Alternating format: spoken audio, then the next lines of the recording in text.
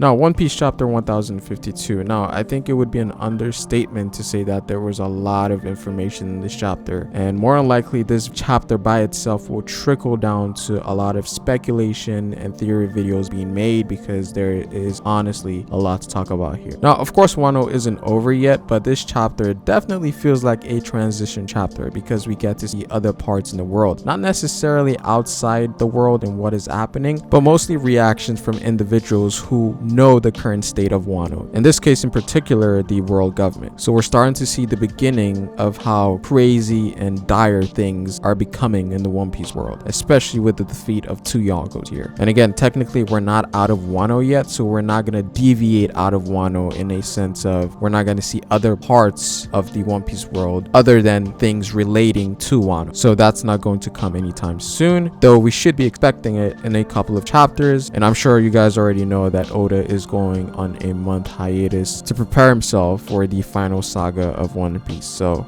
we're not going to have One Piece for a month, but I think Oda definitely deserves his break here. But aside from that, this was a really great chapter. But enough rambling, let's get on to this chapter. Now, before we keep going, I'd appreciate it if you dropped a like on this video, subscribe if you're new here, and hit the bell if you want to get notified future content. Again, this helps me create more content, so I would really appreciate it if you dropped a like on video. Now, One Piece chapter 1052. Now, we start off the chapter really hot with the Gorosei and their reaction as to the events of Wano. Of course, Nika making his reappearance is definitely unsettling to them, but the downfall of 2 Yonkos definitely takes priority here due to the backlash of things that is going to happen and the chain of events that this could lead to. And again, this is something that is too massive for them to cover up, so this information of Luffy and the Alliance defeating 2 Yonkos is most definitely getting out into the world, regardless of if the government interferes or not, because for the most part, Morgans, who runs the newspaper, isn't really affiliated with the world government, and even more so now because we know that he's in bad terms with the world government, given that they try to essentially make him shut up about certain things that is put into the newspapers, and for the most part blackmail him into being subservient to them. But now we see that for the most part he's going to be willing to do whatever he wants, regardless of the consequences that the world government will send his way. So the news that will be reported for the most part will be true and have more validity, since the world government isn't really involved here. So that's something that the world government has already taken into account, and we know that Apu for the most part is still relevant here. He wasn't defeated or anything, so he actually mentioned earlier that he was willing to sell some information to Morgan. So I think more than likely that's how news is going to get out of the events that transpired in Wano, and seemingly in this chapter it seems like that's already happened. Now, the second talking point that they did mention here as well was Zou disappearing from Wano, and this is obviously in relation to what happened or what was stated by Momonosuke in one of the previous chapters. I forget if it's 1051 or 1050, but Momonosuke did say that he wants to wait a bit before opening up the borders of Wano, and so the initial plan to open up Wano has been delayed for some time due to a specific reason that we're not aware of yet. And it's interesting because the Gorosei does mention that Momonosuke must have changed his plan based on the current situation, right? And based on this conversation that we have here with the Gorosei, it seems that opening up the borders of Wano at this point in time is a bad move, but we don't necessarily know why that's the case. But it more than likely has to do with something Momonosuke realized once he read Oden's journal, right, relating to the Kozuki and the role Wano played during the Void Century. Now, it was said that Wano should be open in the return of Joy Boy, but Joy Boy is already back, but Wano is still closed off. So I wonder what this truly means here. It seems like there's more that hasn't been told to us yet, and there's definitely deeper roots as to why opening up the borders as of right now is a bad thing. I do also want to point out that it is interesting that they call Wano an Iron Fortress when it's not exactly hard to get into Wano, but I think when it comes to mass scale invasion, Wano might have some sort of defense security thing going on there. I'm not sure. Now, we do know Wano is on top of a cliff or a mountain, so it's not exactly on equal plane as the ocean, as one of the only ways to get into Wano is through the waterfalls. But as an individual or through various methods, you can get into Wano. But I think when it comes to mass scale invasion, it's almost impossible. And it's obvious that there are some things that Wano has that we're not aware of yet. More than likely some secret weapon that can only be activated by the Kozuki clan. That's what I'm thinking. Because calling Wano an Iron Fortress isn't really true. It's actually easy to get into Wano, but I think the world government is afraid afraid of something specifically, and that something is related to the Kozuki clan. And with the revival of the clan, it's more imperative for them to not take act. Now, I do wonder where Zou went exactly, because again, we know that it's essential for opening up the borders. So perhaps Zou went back into hiding or wherever Momonosuke told it to go. Now here we deviate to the CP0, in which the CP0 agent that is on the ship relaying information gets an interference on one of the Denden Mushi, in which someone is trying to reach them. And apparently this individual is coming to Wano or wherever they're at. And this is later on revealed to be Green Bull at the end of the chapter. Now this is hype. This is incredibly hype because Green Bull has been a silhouette for like 3 years now, and Oda has been holding him back for quite time, right? The last time we heard anything about Green Bull was during the events of the Reverie, right? So we're finally going to see this guy in action. And again, you guys know I'm a huge Admiral. I wouldn't necessarily consider myself a fanboy, but I do like the Admirals because they have very interesting personalities and just interesting characters overall. And so having a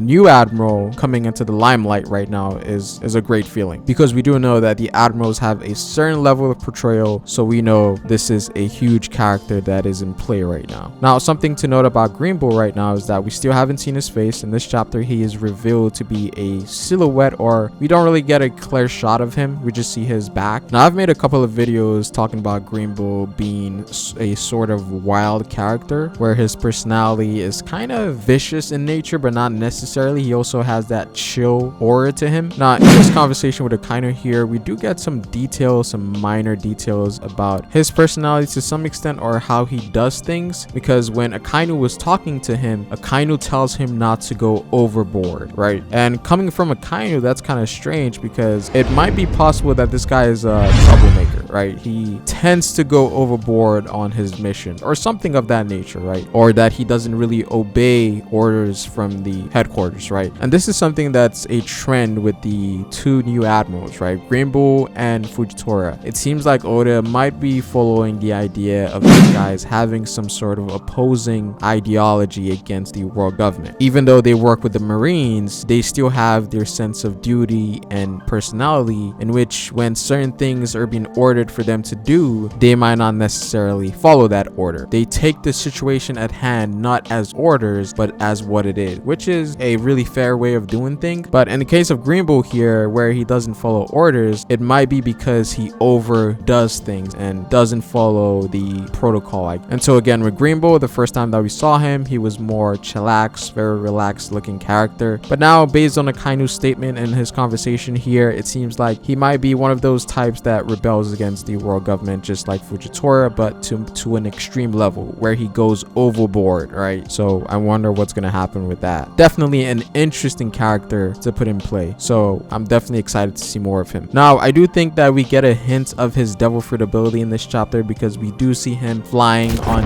a umbrella that is made of plants, and he's sort of using that to propel himself in the air. So it does seem to be like a plant-based devil fruit, whether it be a mythical zoan or a paramecia, and potentially a logia, because plants are natural things in this earth, but they are not necessarily considered elements. So I don't think it's going to be a logia. It's either between a mythical zoan and a paramecia. I'm leaning more on a mythical zoan, because that is something that Oda is giving a highlight to, right? Especially with the reveal of Luffy's devil fruit being a mythical zoan. Maybe Green Bull also has a mythical devil fruit as well, and maybe a god type of devil fruit. So we'll see how that plays out. Again, a video about this will be coming out. I will make a video theorizing about Green Bull's devil fruit, but it seems to be what a lot of people have been speculating for a couple of years now. So if it is a plant-based ability, definitely a dub for the community for sure. Now, deviating to other subplots in Wano. Now, one of the more interesting subplots was the one with Hawkins and his storyline, and it seems like he dies in this chapter. Now here we get to see a conversation with him and Drake, and he does talk about some interesting things, and a talking point that has been talked about, but we didn't really get an answer. But here we get an answer as to what that was. And here he talks about the 1% person, right? The person that has a 1% chance surviving. And initially when that was revealed to us in the earlier stages of the raid on Onigashima, a lot of people were speculating that that was Luffy, since he was going up against the strongest person in the war. And Luffy did actually die, so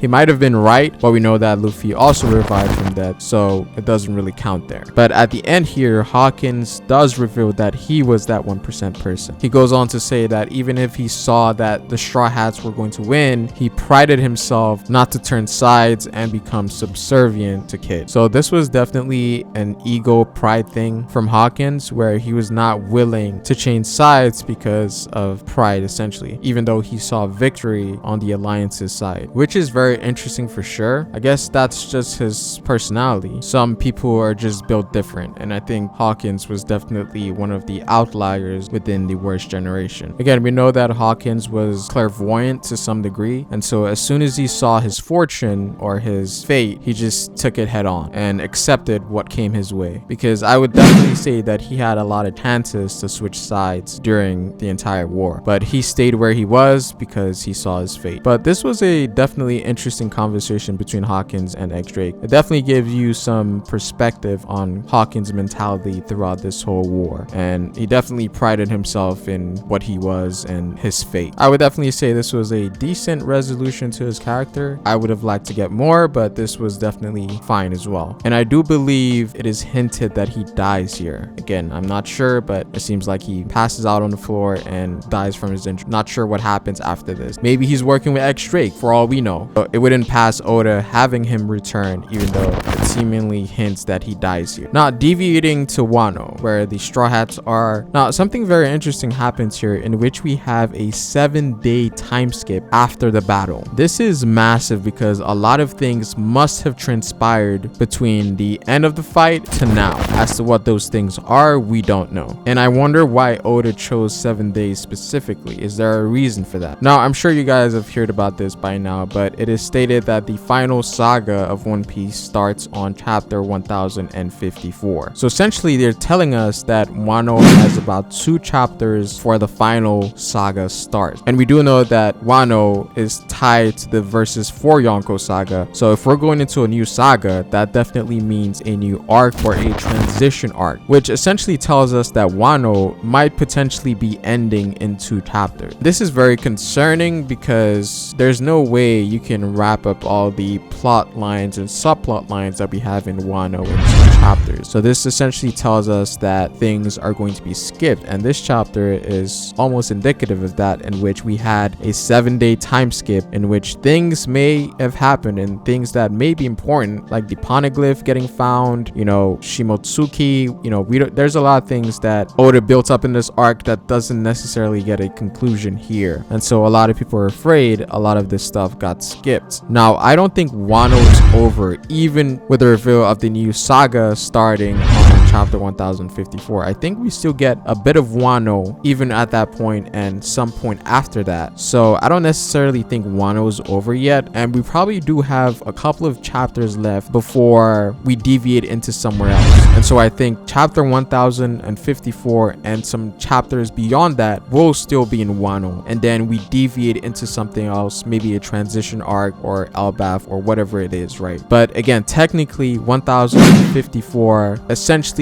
marks the end of Wano as an arc, and 1054 will begin with something new. And this is very interesting because it kind of goes back to the interview that was done with the director of the One Piece anime, and he says something very interesting in which he talks about the ending of Wano being very surprising. And so if we're going in with the idea that Wano is wrapping up in 2 chapters and the director of the anime is saying that there's some sort of surprise or twist at the end, it could honestly be following that route as of right now. 1053 might have some crazy twist, so crazy that it's going to break the community. And it's very interesting because 1053 is going to be the last chapter before Oda goes on his hiatus. I feel like it's definitely within Oda's character, right, to leave us on a cliffhanger for us to ponder for the next 4 weeks. This is definitely an Oda type move. Like, this is something I could see Oda definitely doing, and it coincides coincides with a lot of things that I talked about earlier, right? The anime having a surprising ending, Wano wrapping up in 2 chapters, and then Oda going on a hiatus after that chapter that is seemingly the end of Wano. Yeah, something is definitely up here, guys. I think we're gonna have some crazy reveal at the end of Wano here, perhaps relating to Green Bull. I don't know, but we shall see. But going back to Wano here, we come to see the citizens of Wano enjoying themselves after the events that transpired, and I do like how this is setting up a tale of the individuals involved,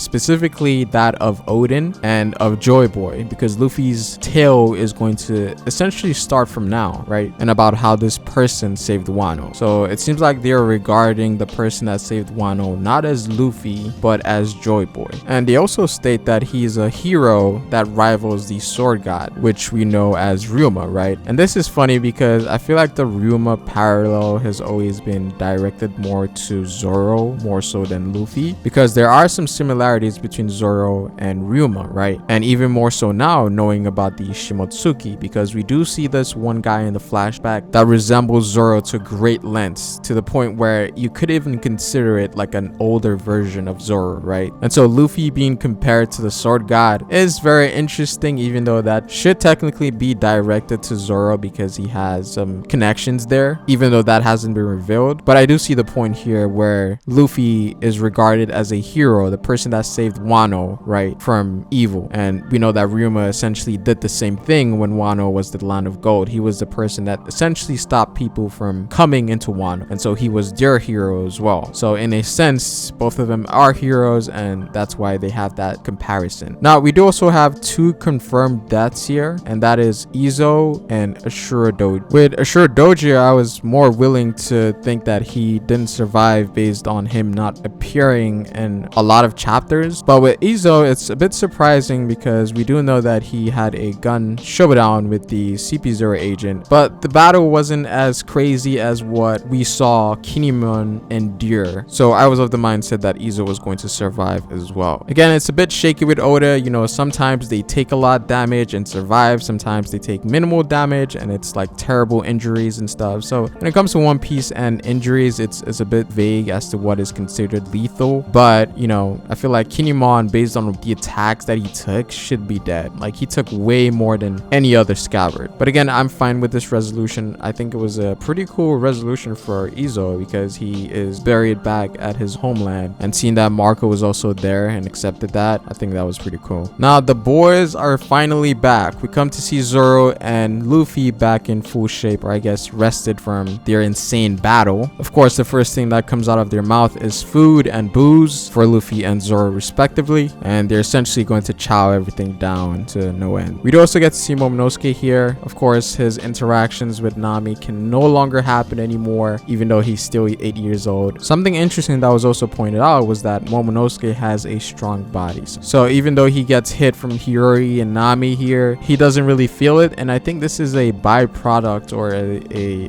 effect of him having Kaido's devil fruit, in which he's obtaining that invincibility to some extent. Now Kaido was a monster in base form, but seeing that Momonosuke also has a very strong body is more than likely the result of him having a similar devil fruit to Kaido with the dragon scales, right? Or it could also be Momonosuke's potential, right? He's supposedly the next Odin in strength, probably greater than Odin if you think about his full potential. So maybe his body is just that much stronger now. We'd also get Straw Hat interactions here, which is cool, as we don't really get that often. But again, nothing really substantial was mentioned here, apart from the Sanji and Zoro thing. But for the most part, that turned out to be a joke in this situation here. So again, nothing really substantial happened here. But it was definitely great seeing the Straw Hats interact with each other. Now, we did also get a bath scene with all of the Straw Hats and some of the scabbards. And it's interesting because we have Yamato in the boys' bath, and then you have Okiku in the females' bath. Of course, we know that Okiku identifies as a girl and Yamato identifies as Odin. So they went to the respective places where they felt that they were comfortable. Of course, you had Momonosuke and Brook and more than likely Sanji going crazy. I just find it funny how Yamato is just nonchalantly just sitting there with everyone in the boys' bath, just chilling there, right? So yeah, this was definitely a great scene with everyone having fun. And I think this more than likely confirmed that Yamato joined the crew, because again, that was skipped over and because this is 7 days later. So if Yamato is in the bath with boys, that means that more than likely she got accepted in the crew. Actually, actually, they were waiting for Luffy's decision. I'm not sure if that's happened yet, but it does seem to be going that way. So again, I don't know if this is confirmed or is still up in the air. We'll have to see if anything changes in the next coming chapters, but I think it should have been already done by now. But yeah, for the most part, I think she's probably joining, unless something changes that. The twist at the end, possibly, who knows. And finally, we come to the end of the chapter, and probably the most exciting part of this chapter. And if you've made it this far, thank you for watching, because I know this is going to be quite a long video. Now here we get to see a conversation between Killer, Kid, Law, and Apu, in which they talk about the chain of events that is going to transpire after defeating 2 Yonkos, right? Now initially they were of the mindset that intel wasn't going to get out, but intel wasn't also going to come in, so they wouldn't know anything that transpired in the outside world because Wano is closed off. And a talk about bounties is brought up here, in which, you know, that everyone and the captains for the most part are going to have insane bounty after Wano. Of course, the 3 captains being Luffy, Kid, and Law, the 3 for the most part that are responsible for taking down the Yonko, right? And what comes next isn't really surprising, right? We already knew this was going to happen, in which Apu turns out to be the person that leaked out the information to more than likely Morgan's, which from there trickled down to them getting new bounties. And it seems that Apu also somehow managed to get a newspaper into Wano. Not sure how, but he somehow did. And again, they did spend 7 days in Wano, so it makes sense. But Apu essentially tells them that everything is written on here, the bounties of the people involved in this battle, and also the ones who will be called the new emperors of the sea. Now we know Luffy was already called the 5th emperor before Wano, so more than likely they are referring to someone else. Now technically Luffy's title was kind of unofficial, but now it's actually official, and it makes sense for them to call him an official Yonko, right? A emperor. And that will most likely apply to Kid for certain, because he has a little portrayal to Luffy there in terms of, you know, them being rivals and whatnot, even though it's not really there. And potentially Law. I'm not sure if Law is going to get the same recognition as Kid and Luffy. Actually, Luffy is going to get the most recognition, and then Kid, and then Law. Or maybe all 3 of them will be considered Yonkos after this, because yes, all 3 of them are responsible for taking down 2 Yonkos. If it were not for these 3, these Yonkos will not be down. So again, this has me excited. You will definitely be seeing a bounty expectation video on what I think the bounties are going to be for the Straw Hats, Kid, Law, and a bunch of other characters that are there. And of course, the individuals that I think will become a Yonko after this. I think Kid for certain, because that seems to be where Oda is going with this, and more than likely Law as well. So we're essentially going to have 5 emperors in total. And of course, Luffy, Kid, and Law replacing these powers definitely trickles down to a lot of things happening. Them becoming targets, people trying to join their crew. This is recognition on a whole new level, right? So there's going to be positives and negatives that comes with this title. So again, I'm really excited as to what will happen to Law, Kid, and Luffy moving forward, because this is massive. I think there's going to be a resurgence of pirates coming out of the woodworks to topple the new Yonkos or to join them. And something that was always bothering people is that, you know, Kid and Law's crew never compared, but this is a good chance to bolster the numbers of Kid and Law's crew, not in terms of people but also quality, because you could have a lot of quality fighters joining Kid and Law's crew. So that is something that we might see happen, them getting more crew members on their crew to sort of rival that of Luffy, because Luffy's crew is just on a whole different level. So again, I am excited as to what is to come, especially for the next chapter, because if it is the end of Wano, then we're gonna get that twist there. And again, it is the chapter before Oda goes on a 4-week hiatus, so this break is gonna kill us, but I will be here making content for you guys. And again, there is a lot to talk about for this chapter, but overall this was a really good chapter, definitely a great read. And if you guys made it all the way to the end of this video, just type in "I made it" when you comment. I want to know who actually made it to the end, because this more than likely will be a very long video. But that is pretty much it for this video, guys. I would appreciate it if you dropped a like on this video, as that helps me push out more content. Comment down below what you guys think. Subscribe if you're new to the channel. Hit the bell if you want to get notified future content on this channel. You can follow me on Twitter at Pharaohspace, but it is Pharaoh, and I will see you folks later. Peace.